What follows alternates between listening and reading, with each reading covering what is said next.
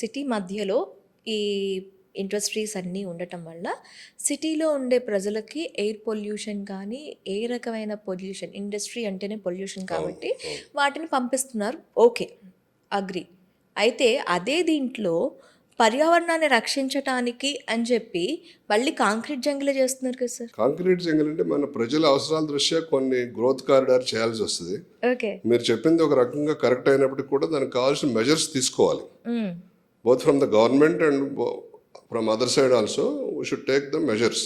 దానికి అందుకే ఆ కేటాయించే ల్యాండ్ మళ్ళీ బిల్డింగ్స్కే హై రైజ్కే కాకుండా డిఫరెంట్ అవసరాలు కనుక కేటాయిస్తే అది ఉపయోగకరంగా ఉంటుంది. అది అలాగే ఈ పొల్యూషన్ తగ్గించడానికి కూడా మనకి ఐజీబీసీ అనే ఒక సంస్థ ఉంది, Indian green building concept. World వైడే మన ఇండియాలో గ్రీన్ బిల్డింగ్ కాన్సెప్ట్ పర్సంటేజ్ బాగా పెరుగుతుంది.